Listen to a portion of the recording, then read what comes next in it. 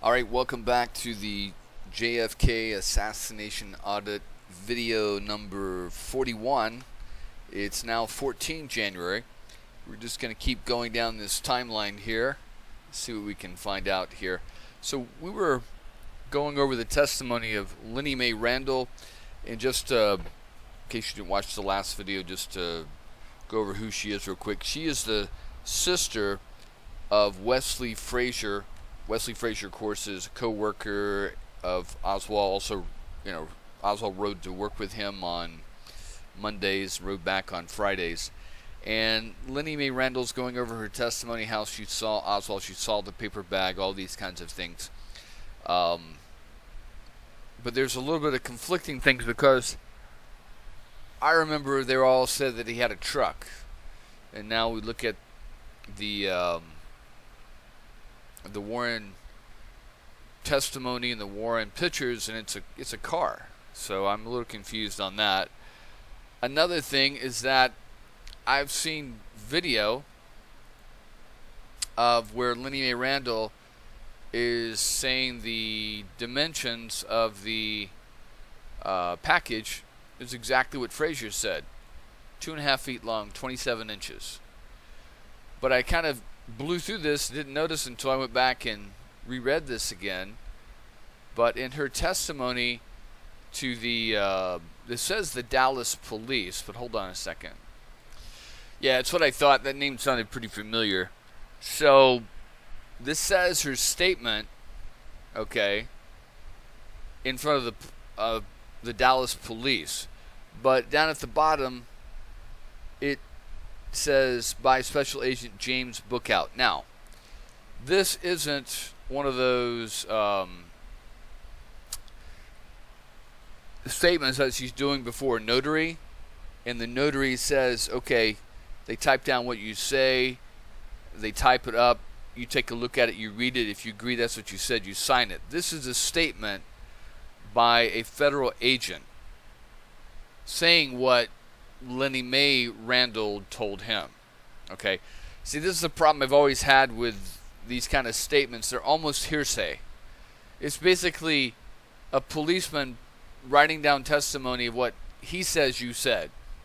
Okay, of course he can make it be whatever he wants it to be. And in this case, the thing that really stuck out to me was, it says here, Randall stated at 7:15 November 22nd, 1963, she looked out the window of her residence and observed Lee Harvey Oswald walking up her driveway, and saw him put a long brown package approximately 3 feet by 6 inches in the back seat area of Wesley Frazier's 1954 black Chevrolet four-door automobile.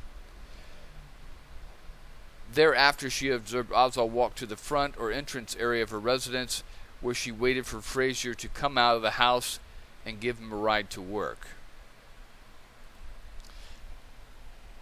So there's an obvious difference here, because I've heard her, and I think we're going to read in her statements with the Warren Commission, saying it was 27 inches long.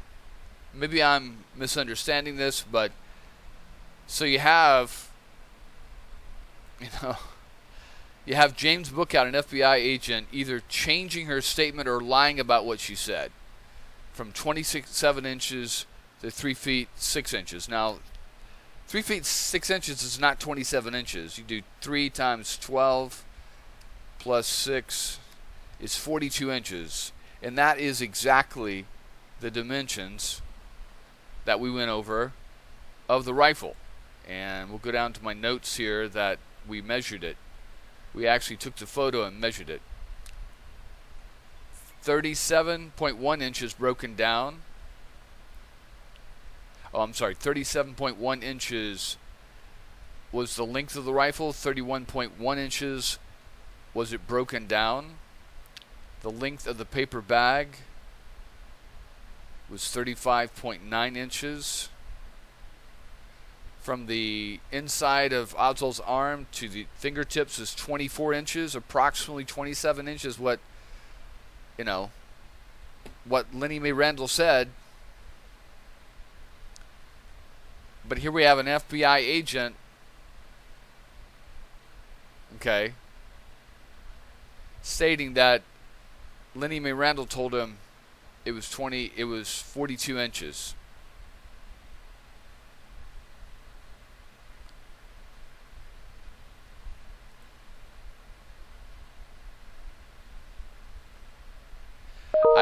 I seem to remember that the length of the paper bag, okay,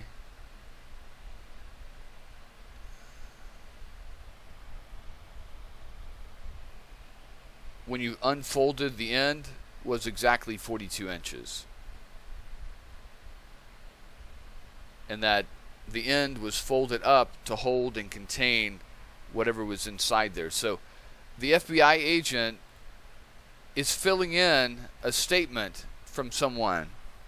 Now, it's not exactly a sworn statement, but if you got to wonder if the FBI is changing the statement of someone. Now, they did this with Julianne Mercer. Remember, Julianne Mercer said that she identified Ruby on Friday night as being the man in the truck sitting there up on the curve on Elm. And she also identified the man with the rifle as Oswald. But then in the statements, it shows that it says the FBI agents, and I believe it was Bookout again, said that Julianne Mercer couldn't identify the man in the truck or the man with the rifle. And this is on the 22nd. Okay. And another confusion is here. It says the date is the 23rd, but it says here it's being filed on the 22nd. So she's giving this statement on the 22nd, and I guess they're filing it on the 23rd, but they're saying it's dictated on the 23rd. So I see what's happening. Jenny Mae Randall's giving this statement to the FBI agent. He's writing it down, jotting it down. Then he's going back and dictating it for someone to type up on the 23rd. And then he's signing his name there. So that's pretty disturbing. If I can find this video again where she says it was 27 inches, that the FBI very actively from the very, very beginning is going through and changing statements of witnesses. There's a second witness here that the FBI has changed the statement of what they said. Anyway, we're going to find this. We're going to keep going here. Another thing it also says is that she observed Frazier. Wait. Hold on one second.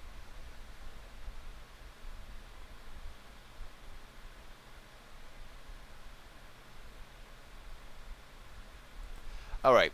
So this is what the FBI is saying that Lenny Mae Randall is telling him.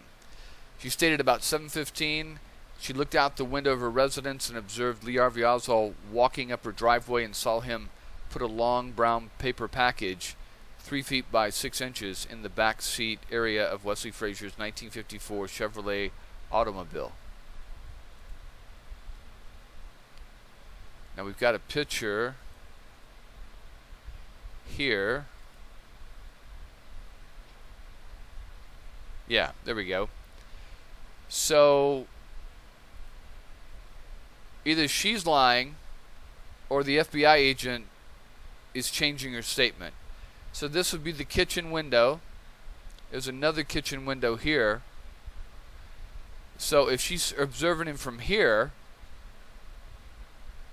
okay, because there's another video that I've seen that she says that Oswald poked his head in the window to see if Frazier was there. But that's not being said in this statement. But if she's here, she can see Oswald coming up the sidewalk. Okay. And actually, if this is 5th, he's going to be coming up the sidewalk here. Okay. Because, let's see. I don't know which direction these numbers go, but Mrs. Frazier lives at 2515 West 5th. So that's either going to be this way. Wait, no, we can figure it out. Let's see. It's north. And so west would be this way. So Mrs. Payne's house is going to be over here because the numbers get higher. There's West 5th and then there's East 5th over here. So as the numbers get away further from the center of town, the number is going to get higher. So Oswald's going to be coming from here, walking up this sidewalk. I guess he's going to poke his head in the window here, or Lindy Mae Randall is going to see him here, and then he's going to put the package in the car. But the only problem I have with that is she can't see the car through this kitchen window because there's one car. This is Wesley Frazier's car. You see? All right, hold on. See, there's Wesley Frazier's car. This is the window. Oswald would be coming from here. He'd poke his head in the window, look, and then go over and put the package in the car. Now, unless the car was parked out on the street. So either she's mistaken, or the car was out on the street, or the car was up a little further, or the FBI agent is making up shit. Anyway, let's go into it.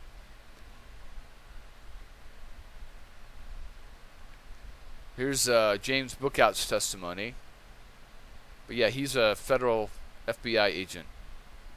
How long have we been with the FBI? 22 years. Since He's been in Dallas since 1945. So you can be damn sure well that unless he's a fucking idiot or stupid or wearing blinders, he's going to know everything about Ruby and every fucking communist in town. Okay? Because if you think about Dallas is not really a big town back then, and if you're an FBI agent and your primary focus is to weed out communists, I guarantee you there's maybe one, maybe two communists or left-leaning people, in Dallas. There's maybe some left-leaning professor who maybe dabbled in communism back in his back college days, and then there's Oswald. Okay? So you're not going to have too much activity on that, and you're going to know who's who and what's what. Anyway. All right, we'll keep going here. Let's see. More of Ginny Mae's statements here. Hold on a second. Yeah, this is more of her affidavit. No, here's an affidavit. Hold on a second.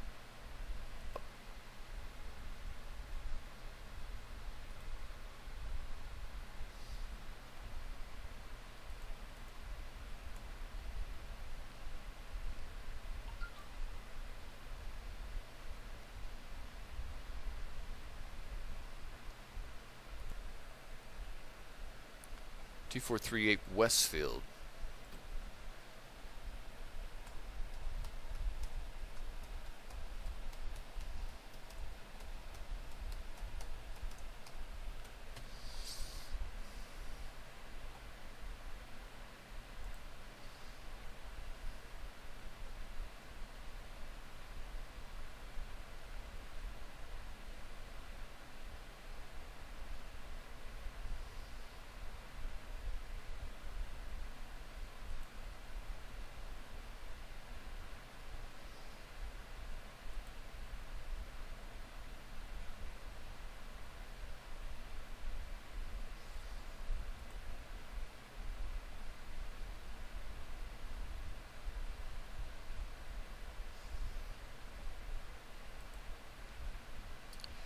(2439) West 5th.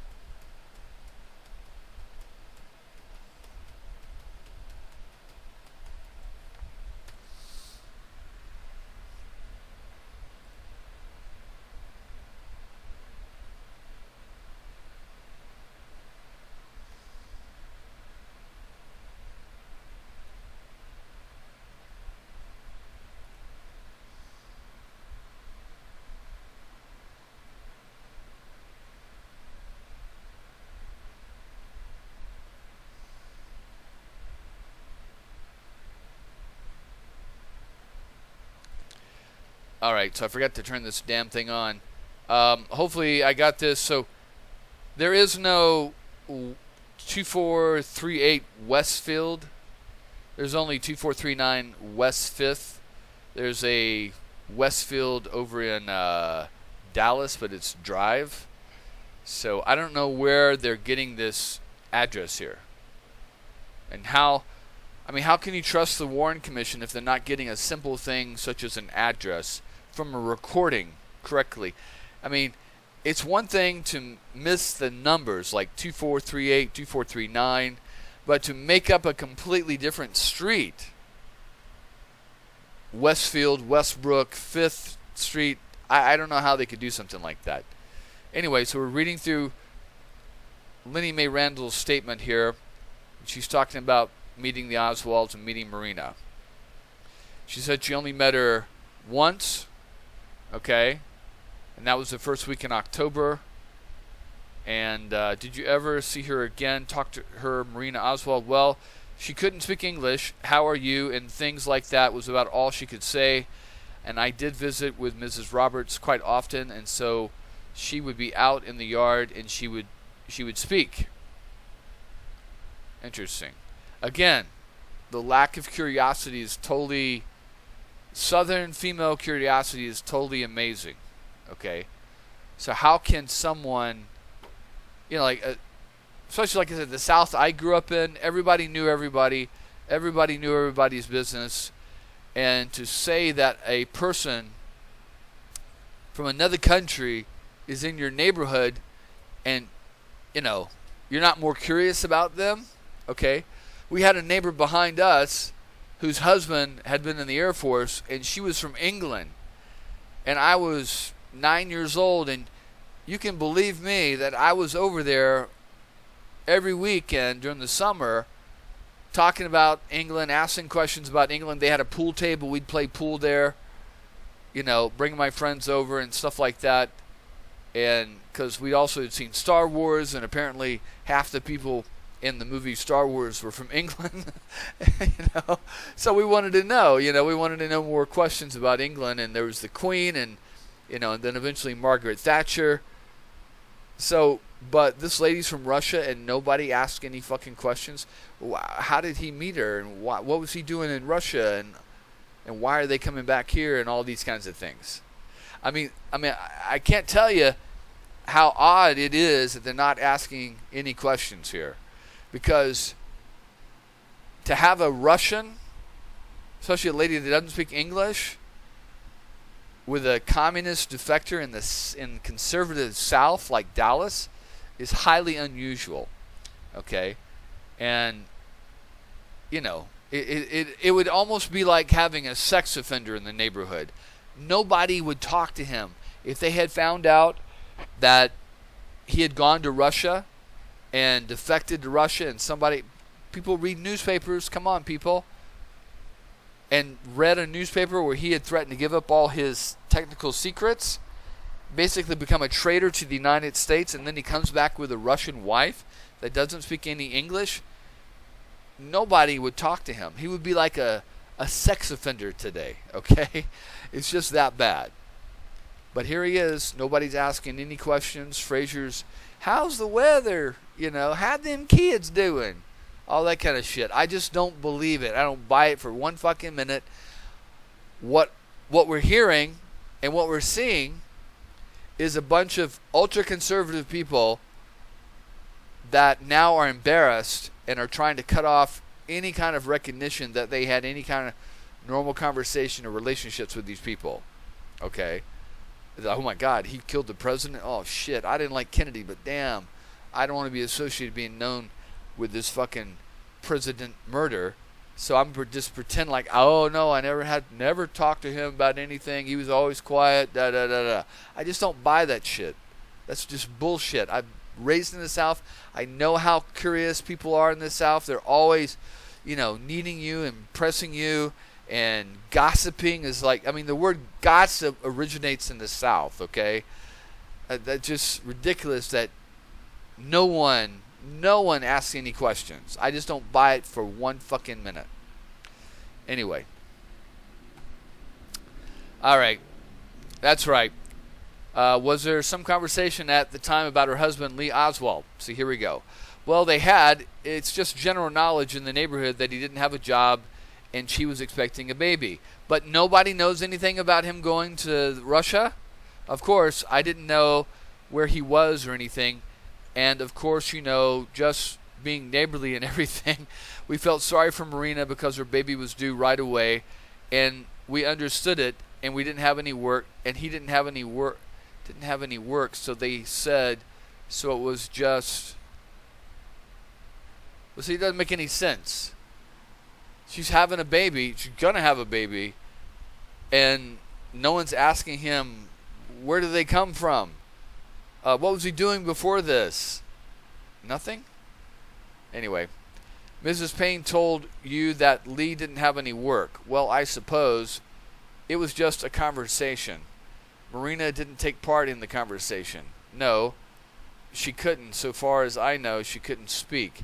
Well, I find this odd because Oswald gets back around the 5th, 6th, 7th, but he's working by the 15th. So it's not like he went months without a job, okay? And he was getting unemployment. So it's kind of weird that they're acting like he was unemployed for so long. Marina didn't take part in the conversation. No, she couldn't. So far as I know, she couldn't speak. You and Mrs. Roberts and Mrs. Payne talked about it. Yes. Was there anything said about the Texas School Book Depository as a place he might get a job? So, I've been around people, okay, that pretend like they don't understand the conversation, like they speak another language, but they're using that as a way to eavesdrop on the conversation and to hear clearly what you're saying. Okay? So if Marina is some kind of spy, some kind of agent sent, she's just pretending to play dumb. Okay? I remember I saw this movie, it was really funny. It was about this girl who was, mom and dad were Chinese and they were raised in Vancouver, BC. She was not born there, but born in Hong Kong, but brought there as, like 5, 6 years old. She spoke English perfect. But what she would do was when she'd go clubbing with her girlfriends, they would go up to the club and then the guys would start, hitting on them and talking to them. And she'd put her hand up near her mouth and, oh, no, so sorry, me no speak English, like that. And she'd pretend like she didn't speak English. And then when she did, she was speaking English like perfect, okay? So I don't buy this that Marina didn't speak English. I'm sure that they trained her, just like they trained Oswald to speak Russian and learn Russian. I'm sure they gave her books and records to listen to in Russia to brush up on her English, so that way she could hit up on these tourists and she could hit up on these students that came to these trade hall dances and be able to converse with them a little bit. Because you're not going to just show up at some dance and say, hello, like that, and then never say anything, just be dancing with the person, okay? You're going to have some basic phrases like, hi, my name is Marina, what is your name? I'm from Moscow, I'm from Minsk, where are you from? Things like that, okay? There's no way she could have met Oswald, even though Oswald spoke Russian, and all these other people that she was hitting up on a Marina project, without knowing some English, okay? Doesn't have to be perfect, but I guarantee you she knew more than what she was letting on to. Well, we didn't say that he might get a job because I didn't know there was a job open. The reason that we were being helpful, Wesley had just looked for a job, and I had helped him try to find one. We listed several places that he might go look for work. When you live in a place, some places that someone with not very much of an education can find work.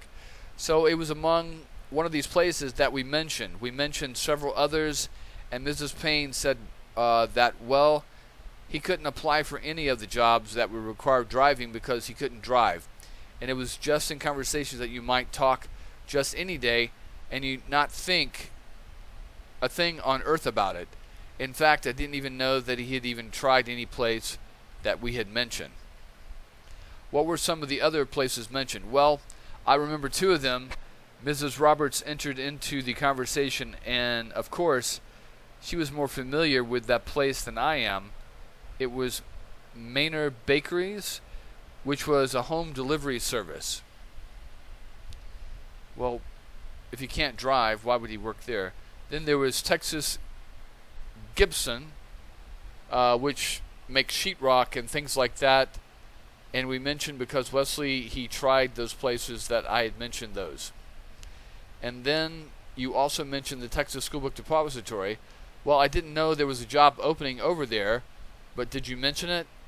But we said we might try over there. There might be work over there because it was the busy season, but I didn't have any previous knowledge that there was any job opening.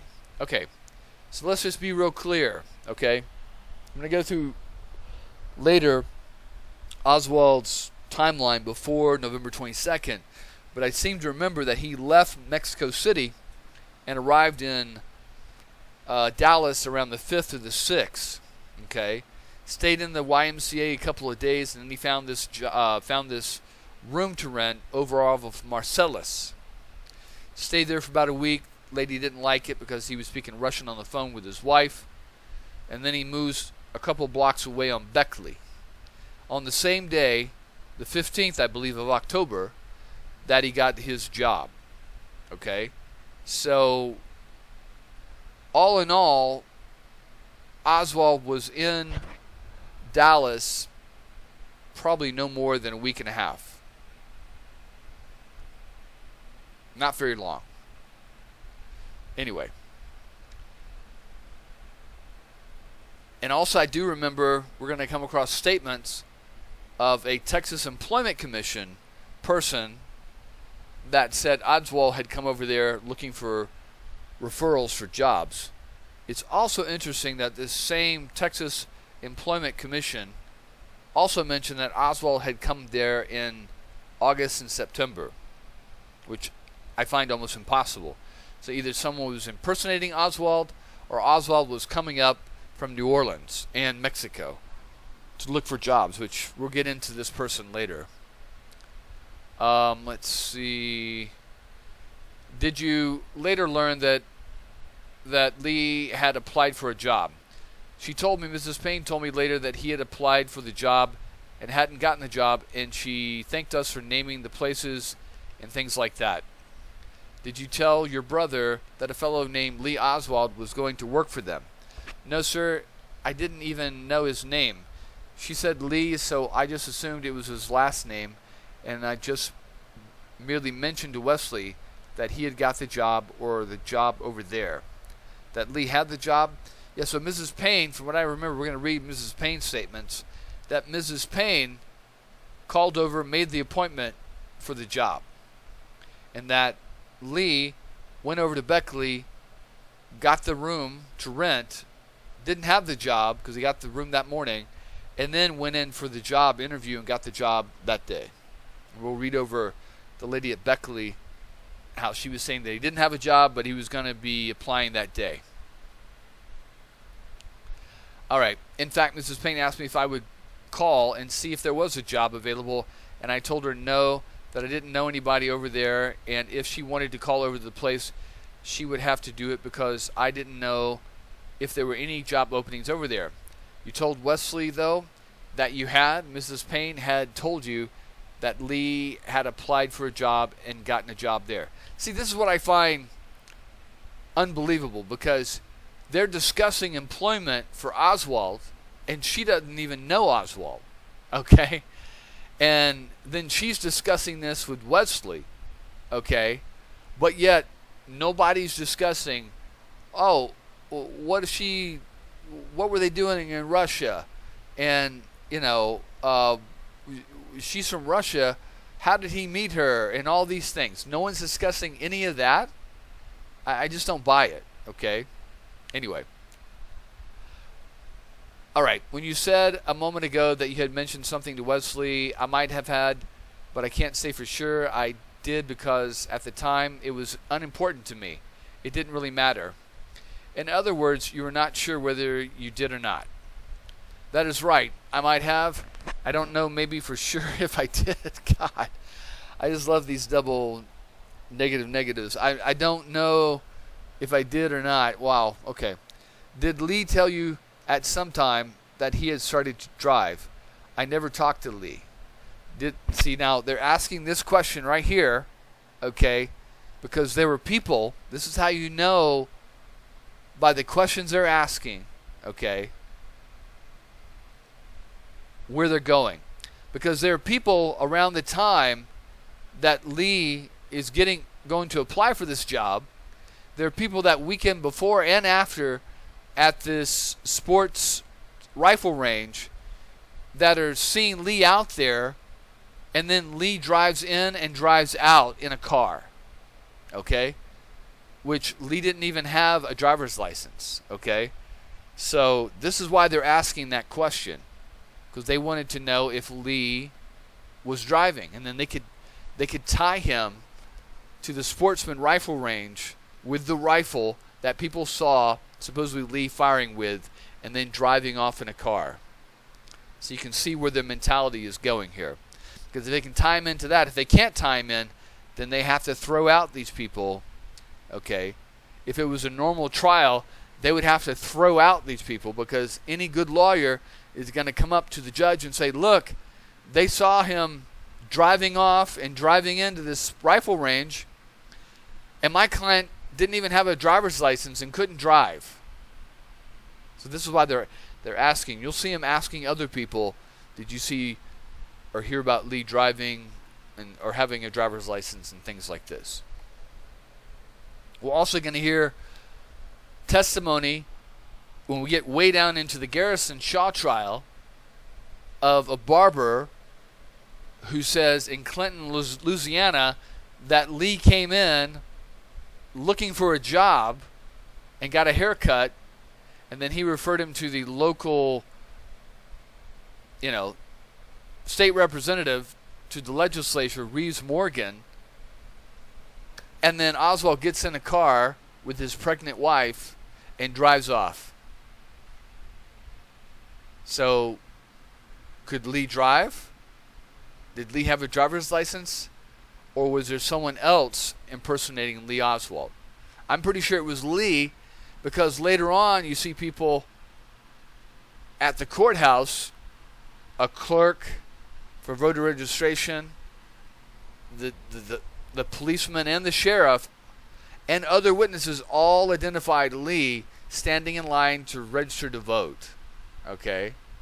And then they also identified Ferry and Shaw there, but Lee wasn't driving then. They were in Shaw's black Cadillac, I believe, or Oldsmobile. Anyway, let's see. Did Wesley tell you that he was driving Lee home weekends or driving him to Irving weekends? Wesley had told me that he had asked to ride out on weekends. Did you ever see him arrive with Lee? Yes, sir. Do you recall on a Thursday night, November 21st, that you saw Lee get out of Wesley's car? That's right. About what time of the night was it? At about 5:20, I believe, 5:15 to 5:25, something like that. Where were you when you saw him? I was on my way to the grocery store. Did you talk to Wesley about the fact that he had brought Lee home on this night? No, sir. Did you think it was unusual that he had come home that night? Mrs. Randall, well, I knew that he had Friday is the only time he ever ridden with him before, which was a couple of times. I don't think he rode with him over 3 times. I'm not sure, but I never did know of him arriving, except on Friday. Well, did you mention to Wesley that night, or did you ask Wesley that night how Lee happened to come home on Thursday? I might have asked him. Do you remember anything about curtain rods? Yes. You see? And this doesn't make any sense, because she clearly says on her other statements that she saw him come in and that Wesley said something about curtain rods. But now she's saying, I'm not sure, all these kinds of things. But on the 22nd, she was pretty damn sure. But, this is like 1964 sometime, so maybe she's not as sure then. What do you remember about that? He had told Wesley, tell me what Wesley told you. Now that would be hearsay. Anyway,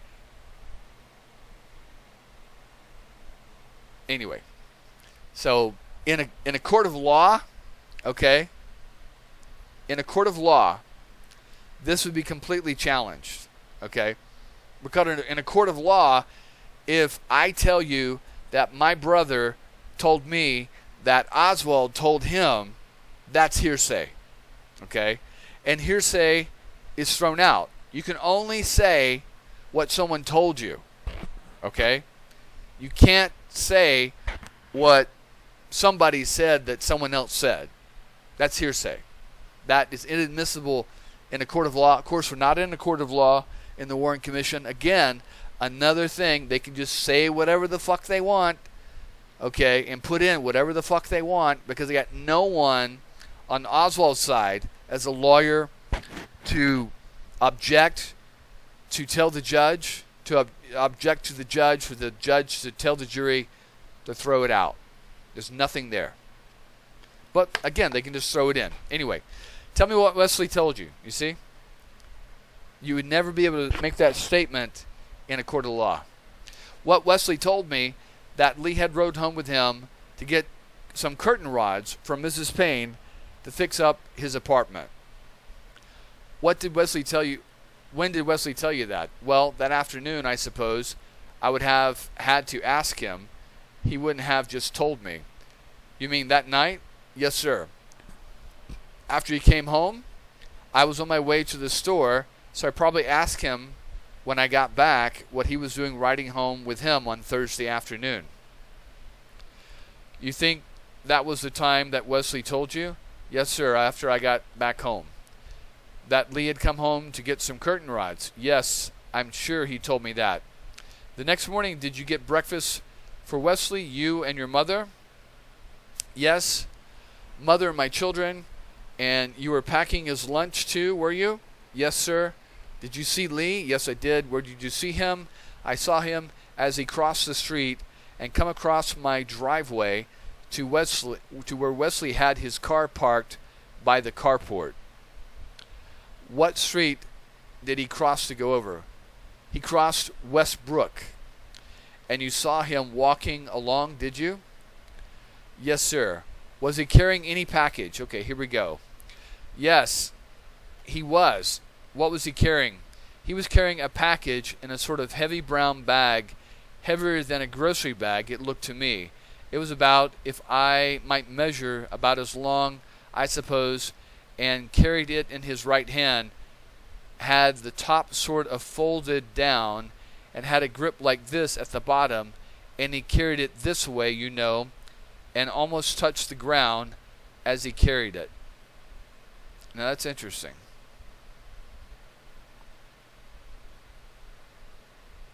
Now look at that. Isn't that interesting? Do you see what I see right there?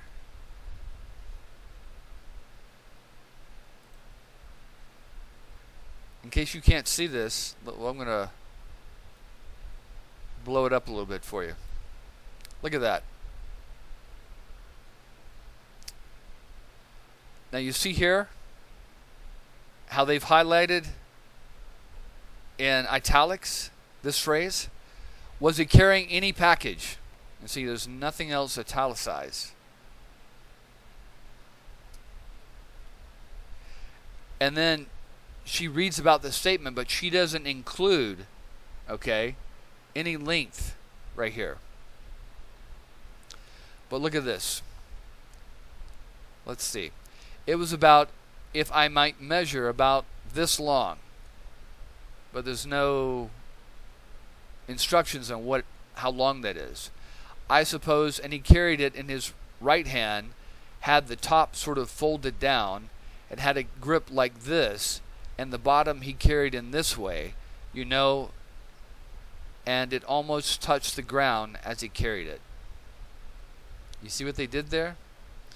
You notice how all the typing here is of one type of font or one size.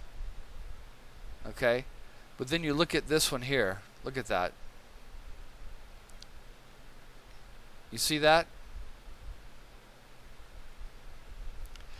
It's like they had already put this statement together, and then they went it in and they added another line here at a smaller font. You see how it's one font smaller? It's not just me seeing this. I'm seeing it. Other people have noticed it also. They would have to add this. He carried it this way, period. And then someone else adds in, and it almost touched the ground as he carried it.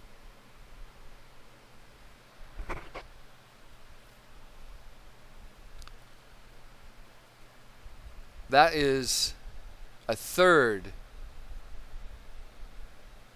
change of statement that we've seen here. By who? I don't know. Well, let's keep going. See if we get any measurements here. Now you notice, so far they're not asking measurements. Why? Why is that?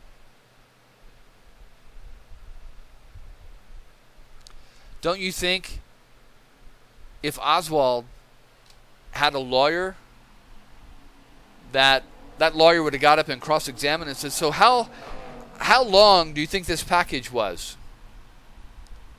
Okay? How far did this package extend out? Now, she says in her video, we're going to get into another day, 27 inches. She says in her statement to the FBI, 42 inches. She says in her notarized statement, nothing. She says in this statement to the Warren Commission, it's about this long and about that long and this way and that way, but no dimensions. And then it looks like someone even added on that it almost touched the ground. So I find that very shocking that here we have another government statement that's been fucked around with. It looks that way to me. It looks like someone went in and added smaller font of a statement to add on to what she had said. I don't know, folks. It looks pretty fucked up to me. Now, I'm not saying that people from the CIA came in and changed this, okay, to cover up that they were involved. But it is pretty clear that someone went in and changed the FBI statement and changed this statement in the Warren Commission to focus just on Oswald.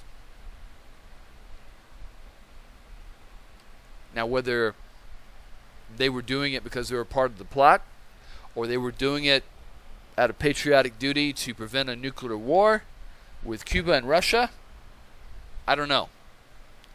But we're going to keep making note of all these things, an accumulation of all these things. Okay, and there's thousands, if not tens of thousands of these things, that these little things that are you'll never, ever, ever spot or find unless you read through every single statement, go through every single piece of evidence. This is another diamond. We found 3 diamonds in the shit pile, okay? 3 diamonds. So anyway, we're going to go on to the Des Moines Shills video now. The loan, which was about $500, advanced to him by the U.S. Embassy in Moscow for his return from Russia to the United States. Are you sure this is only $500? $500, yeah. Maybe even less. Oh, yeah. Actually, he strained his meager budget, repaying religiously every month a part of this loan. All right. So let's think about that. We're going to go over his budget another time, but I want to mention this while we're on it. So if it's $500, okay, and he also had borrowed $200 from his brother, and he paid back his brother too, okay, and at Jaeger Childs, I believe he was making like $1, I think it was like $1.75, something like that. So if you divide 700 by $1.75, I know because at the depository is making $1.25. I know he was making more at Jaeger Childs. So that's about 400 hours there. Okay, so he started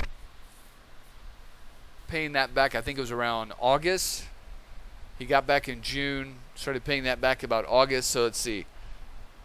No, September he started working at Jaeger Childs. So October, November, December, January, February, March, April. 7 months. Okay? That's $57 a month. So we're going to write that down. $57 a month. And if you say we're going to say he's making $1.25 an hour. Okay, minus taxes. He's bringing in about $63 a week. So $2.73. Is that right? Let's see. $1.75 times 40 hours times 63, 50 times 52 divided by 12. $2.73 a month. If he's lucky. Okay? So 57 divided by 273 is 20% of his income. All right, so 273 minus 57.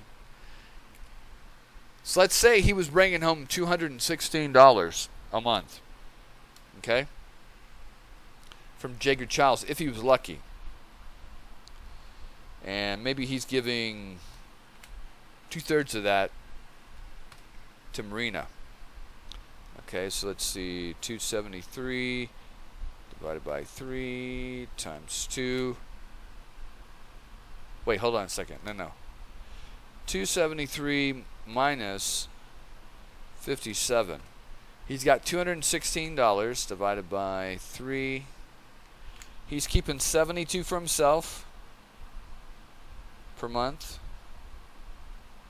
57 for his bills.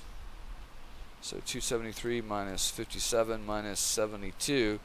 He's giving Marina $144 per month. Okay? So, oh, and also that amount right there, that's almost the same amount that he gave Marina that morning before he went to work. He took his his wedding ring he left there and gave her also like $150. So, if you think about it though, if you're trying to get back with your wife and she keeps saying no, and you've been saving this money, okay, it's the 22nd now here, I'm going to give you the money for the next month because I'm not getting another paycheck until the beginning of the month. Okay, so that's what Oswald did. It wasn't a suicide pact. Here's a wedding ring. Okay, if we're not going to stay together here, you keep the wedding ring and here's the money for the next month, and you probably won't see me next month or something like that until you change your mind. But anyway, that's a lot of money, 20% of your income, to pay back the government and Robert. And that's just saying if he was working continuously, if he was lucky. So the question comes up, where is he getting extra money? Okay. And I submit that if he's an informant, they're not going to pay an informant a lot of money, and he's making $1.75 an hour, $70 a week, $63. Say he's making $60 a week. They're maybe going to give him $20, $10, $20 a week if he brings in any information. Okay? So that's not a lot.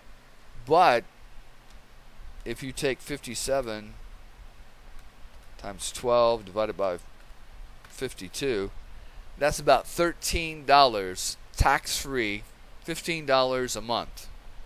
Okay? So I submit that he was a low-level, low-paid informant for the FBI, the government. Somebody was giving him $15 a month, and he was turning around using that money to pay off that loan because he wanted to get the fuck away from the government. Get the hell... Okay, I did my shit. They still say I owe this money to get back. And so I'm going to pay these motherfuckers and then we'll be done. I'm done with these guys. Okay? That's what I think was happening. Is that he's reporting back, yeah, I haven't seen anything weird with Marina. I haven't seen anything odd about these white Russians. But here's their names. You can check them out. And all these kind of things. Okay, so here's the thing a lot of people don't understand is that the FBI and the CIA may have one or two informants in the same group, and they may even be reporting back on the informant. Okay? Because they want to know that the informant that they're paying, like Mr. de Mornshield, is doing what they tell him to do. And reporting what they're reporting back they're saying is true. So the FBI is going to have a second guy reporting back on that informant. I know it sounds weird, but, people lie. People bullshit, especially when money's involved. Okay? They make up shit. Okay? And so they're going to have an informant watching their informant.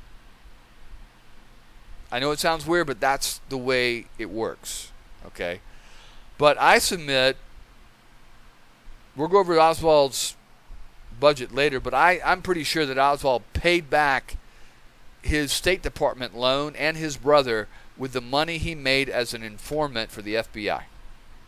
Or whoever he was informing on. Okay? That just makes perfect sense. Now, I'm not, in this movie War Games, they would use percentages for their confidence level, okay? And if everything came online and all the missiles pumped up 100%, and then no one's freaking out in the silos and they're ready to launch, then confidence is really high at about 95, 96%. Okay, but if they got problems with the missiles, people refusing to follow launch orders, then confidence is going to be a little lower, about 75%. Okay, so that's where I'm at on this FBI informant thing for Oswald. About 75%, I'd say. Maybe 65%. Again, it could just be that Oswald was fucking crazy. I'm always willing to admit there's always a chance of that. Okay? But if you look at the things that we know about people building legends and how, building a legend and faking out the enemy works, all the things that Oswald was doing make perfect sense. Okay? And then the State Department loan and his brother's loan is the key right there, I believe. Okay? Because we're going to go into his finances from Jaeger Childs, and you're going to find out he didn't make enough money at Jaeger Childs. He paid off this loan like in April. No. Actually, he paid it off sooner. He paid off this loan before he got the rifle. Okay? He also had to pay off the loan to be able to get another passport. Okay? So, that tells you something. He's working for them, but he didn't like it. And he's going to pay them off to get him off his ass. There's another interesting thing, too, a lot of people don't know, is that in the 2 years before Oswald came back, up to the day he shot Oswald, Ruby was going further and further and further behind on his back taxes and was not able to catch up.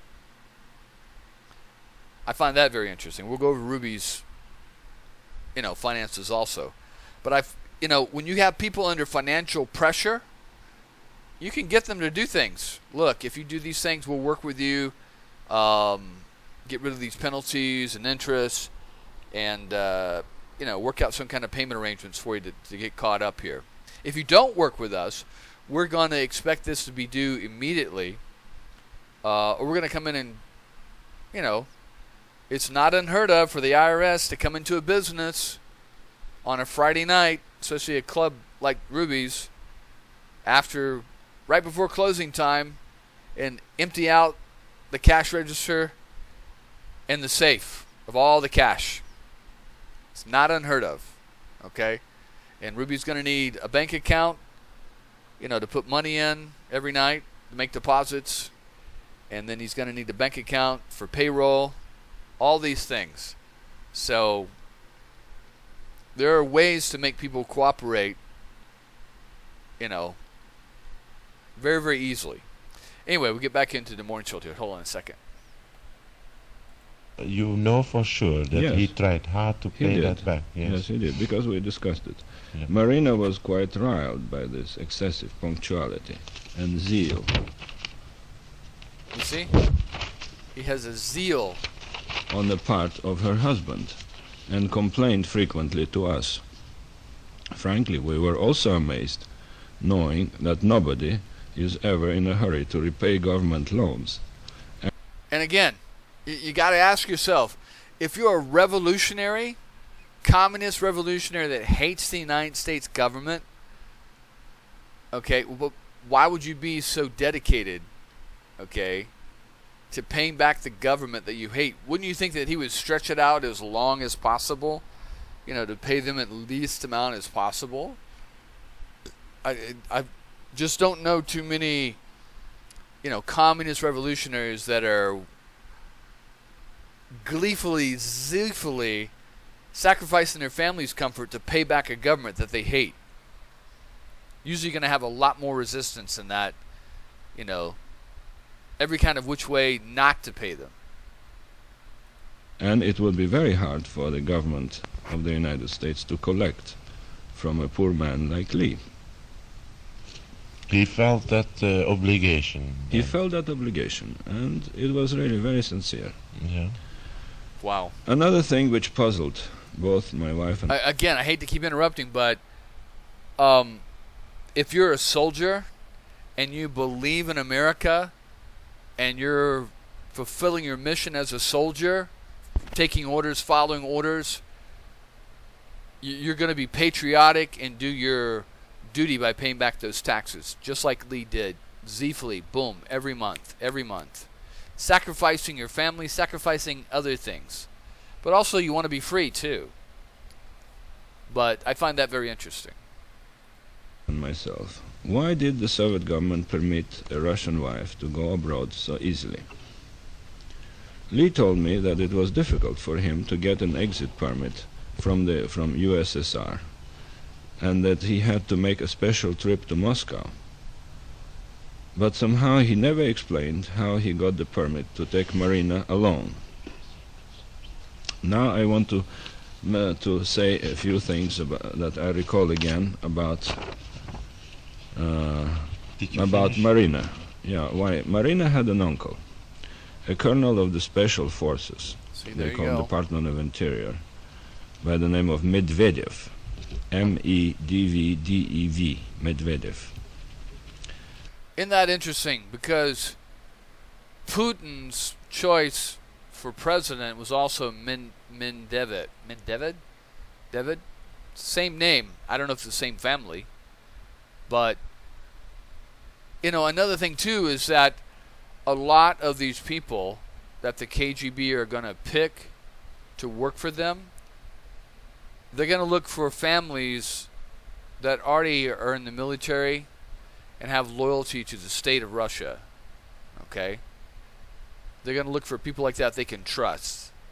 And so if they're running this Marina, informant project, Marina would be either suggested by her, a lot of these people are going to be suggesting people in their family or even their own children, recommending them to be involved in these projects to show loyalty to the state and to the party. Okay?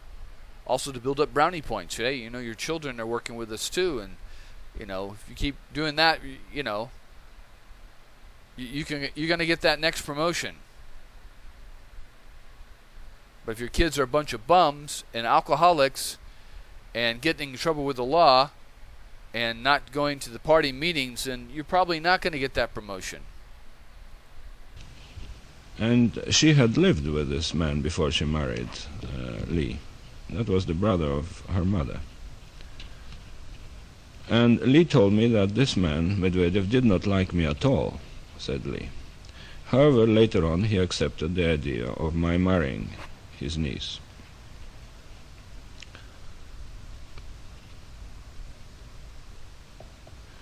We were not particularly interested at that time in the whys and wherefores, and did not ask any more questions about this colonel.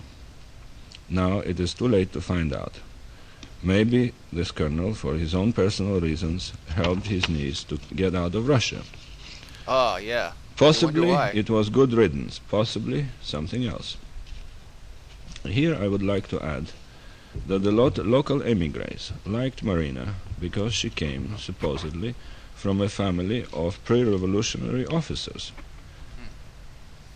In other words, she came from a family of ex-Tsarist officials. Now, her uncle would never, ever, ever be a colonel in any of the security services or intelligence services of Russia if they had been from a family like that. So what Marina is doing is she's building her legend, okay? This is just my supposition, is that she knows that the majority of the white Russians in conservative Dallas are going to be pro-Tsarist anti-communists, okay? So in order to build sympathy and get them to relax and trust her, okay, and I'm just this poor girl, my family, they're persecuted back in Russia and all this kind of stuff because we were from a family of former Tsarists, okay? She's going to spin this story. Most likely she's been told to spin this story, okay? So she gets a sympathetic ear, and you see it works because they all try to help her. They buy her dresses, buy the baby clothes, take her to a dentist appointment, all these things, okay? So it works. So either she's, pretty smart on her own, or she was told to say these things. This was, of course, completely indifferent to us, and we did not inquire about this matter. Judge, talk a little bit in the microphone, and you start being tired, and you talk clearly, please. So it was rather puzzling to us that Marina was obtained the permission to leave Soviet Union. So easily. You feel her uncle might have helped? Maybe uncle helped, but on the other hand, we have heard of other cases of Americans marrying Russian girls and getting them out of Soviet Union, and we thought also that the situation has improved in Soviet Union, and that now you can take a woman out of there. One day my wife asked... Like I said, okay, Oswald was allowed to get his passport back and come back to the United States because that was the end of his mission. He had fulfilled his obligation. Maybe he'd gotten in trouble in the Marines, and this was his way of clearing that up. Maybe they made up stuff to get him in trouble in the first place, and then dangled this out as a way of him to, you go to the Soviet Union for 3 years, you come back, and everything's forgiven. So they got him out with a State Department loan, and then they allowed Marina in because they wanted to see who she was. And then the Russians, they wanted Oswald out of the country, and they wanted to get their person in our country. Okay, especially, they knew Dallas had a large white Russian community. Okay, so this is a perfect opportunity for her to write back, play the sympathy card, poor lost Russian girl from a Tsarist family, and then she can write back to Aunt KGB, I talked with so-and-so from this family, and they said this about Russia and Stalin and whatever, and maybe you should check them out. Okay? So, also interesting to note that the same white Russian community, okay, and this makes perfect sense nowadays, the same white Russian community is the same group that's in charge now under Putin. Okay? Well, but what Putin, though, has done is to take the old czarists, okay, reinstall that tradition, but also meld them with the nationalists of the Communist Party, or the former Communist Party, okay, and then meld them into this, you know, through threats and nationalism and just plain greed, into this new motherland Russia party, okay? So I just find it interesting that the same people that support Trump, you know, are involved in the Republican Party nowadays are the same. They're very connected with the Russian czarist in Russia nowadays. So that's why there's not a lot of friction. You don't hear them banging. You know, you even hear them talking about cutting off aid to Ukraine, a country that was invaded by Russia, okay? Which doesn't make any fucking sense. If, you know, this had been the 1960s and the Soviet Union had invaded another country, these same Republicans would be screaming up and down because they were this, you know, there were czarist white Russians against the red communists. Now you've got the czarist white Russians in charge, or an amalgamation of them. The majority are in charge in Russia under Putin. Okay? And now they've linked up with these same conservative Republican groups. And this is why you see Republicans aren't as anti-Putin or anti-Russian as they should be. And they roll over because also, let's not forget, there's a lot of oil companies in Dallas and Texas that have joined up with Russian oil companies and gas companies and made a lot of money and made a lot of deals. So they're not willing to walk away from that just over, you know, some actor who was elected president in Ukraine. So you got to keep all these things, you know, in mind here. Lee, a straightforward question. Tell me, Lee, why did you decide to go to Russia and risk never to return to your country? In other words, to the United States. And Lee said, because I was looking for an ideal.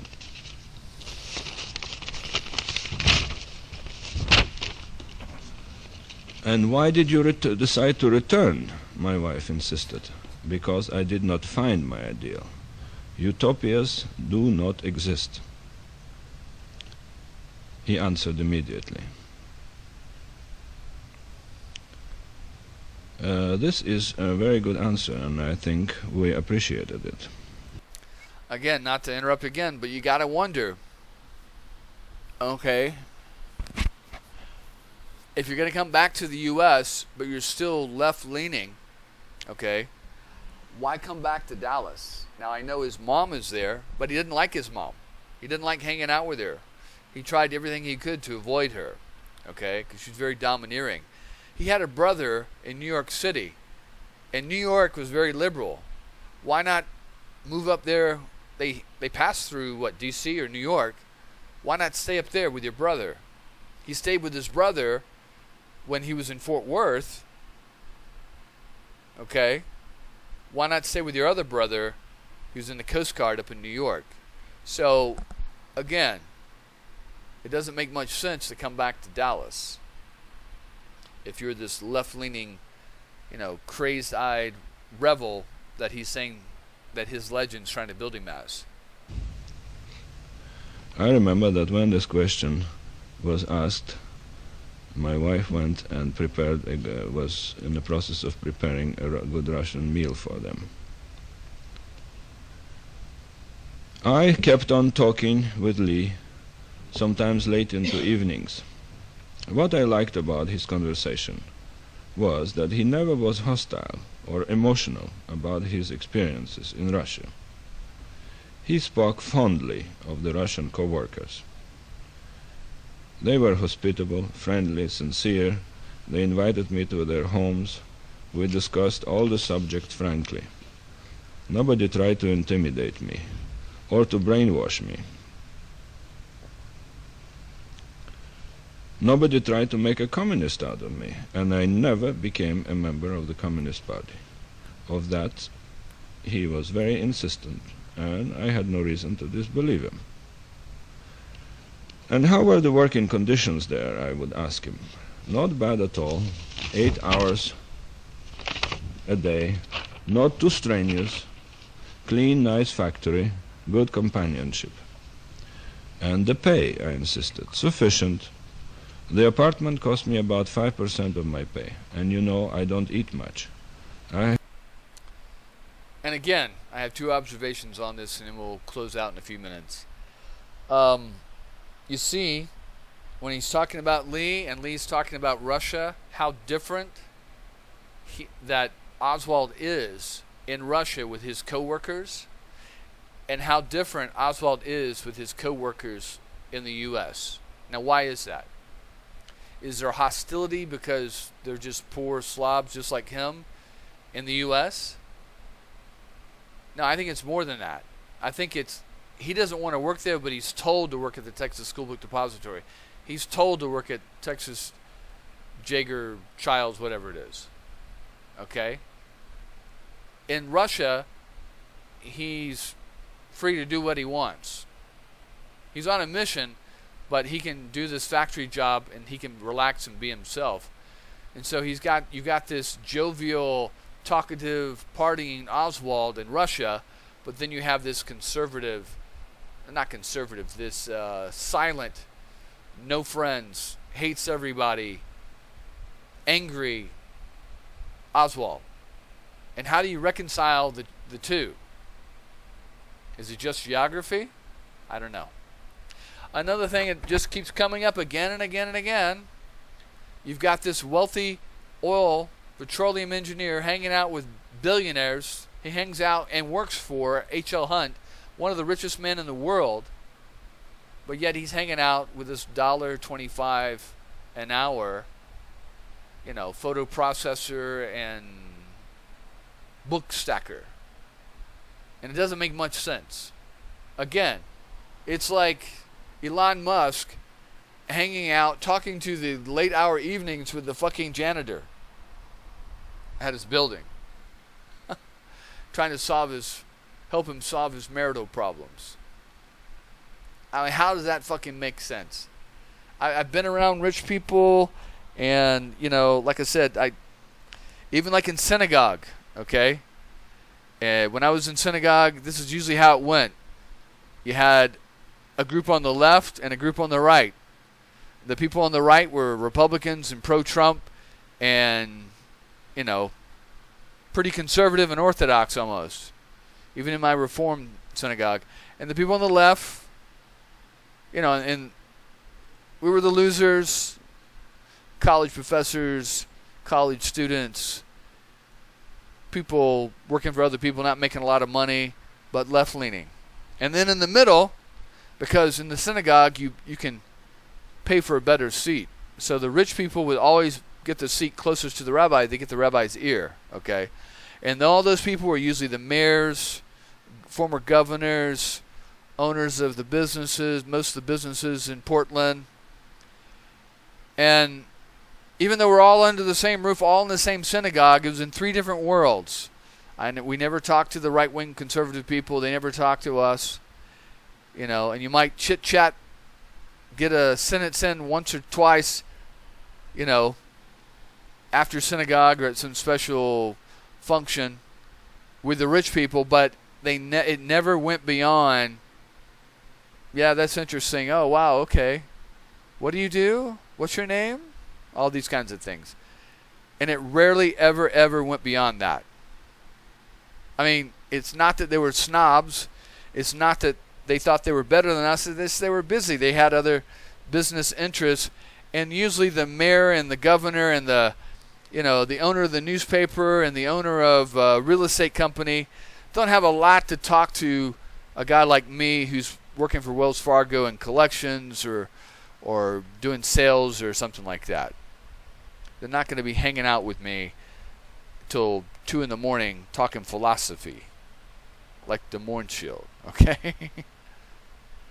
But again, you gotta wonder what's the Mornshield's motivation for talking to Oswald, okay?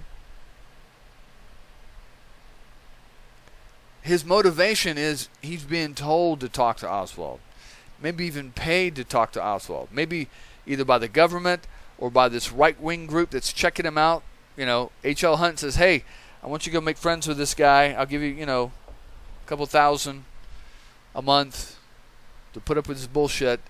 But I want you to write back reports. We want to find out if this is the guy we want to use for a special operation.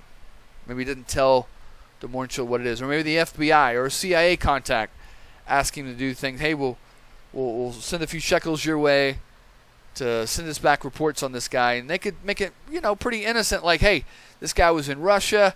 We want to find out if he's still a communist. We want to find out if he's still, advocating for communism. Just report back have casual conversations with him, report back what you hear.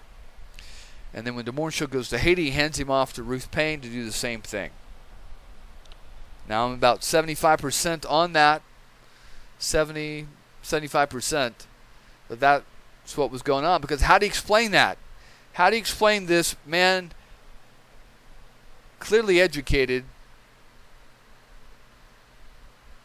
working with these billionaires, hanging out, talking whatever, with this $1.25 an hour box clerk?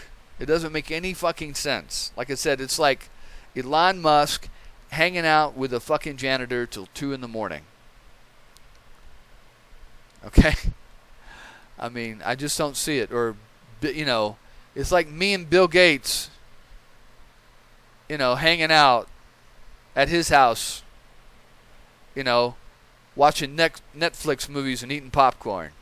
It ain't going to happen. Anyway, so we're going to stop here. We'll keep continuing on. I didn't get into Chuck Fulton because I need to organize some more stuff on him. But eventually I'm going to get back to Chuck Fulton. But this is enough right now. I've got a million things to go over and accomplish, and there's only so much time. But we'll keep kicking these out. Hopefully people like it. Apparently more people like it because I got more views my last video than any other video I've had. So hopefully we'll keep building that up. Make comments, because like I said, I don't know everything. I'm in a learning process. I'm making suppositions. This is what I would do under common sense. I could be completely wrong about everything. Okay?